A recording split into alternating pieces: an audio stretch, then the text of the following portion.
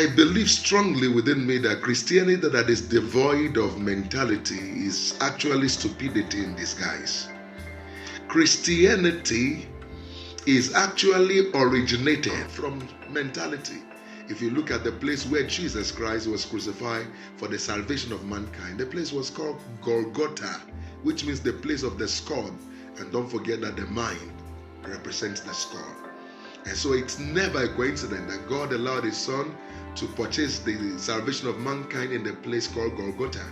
When you also look at the Holy Spirit in the book of Isaiah chapter 11, when the Bible was trying to explain the concept about the manifestation of the Holy Spirit, talking about the 7 manifestations of the Holy Spirit, 5 out of the 7 is actually about the mind, about the use of the mind. Talking of the Holy Spirit being the spirit of wisdom, of knowledge, of understanding, of counsel, of the fear of the Lord, of power, of might. Power and might are the only 2 that is devoid of the use of the mind, but the other 5 is basically about the mind. And apart from that, when you look logically at the creation, the account of creation of mankind, the account of creation of the entire universe, you will see the place of logic at work par excellence.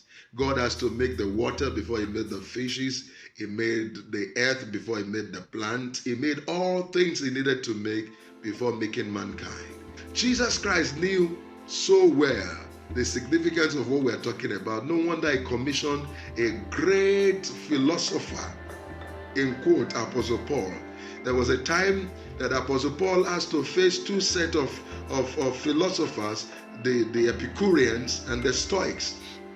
The Epicureans believed that, well, there must be a God, but since there is a God, this God, or is going to be a deity, must make life so easy, fun, full of fun. There must be no pain, there must be no agony, and it must be the type that one will be able to see, to feel, to touch, and to interact with at all times. Why the other philosopher, the Stoic, they believe that yes, there must be a supreme being that governs the universe and is at work, and they could easily be perceived with what is around.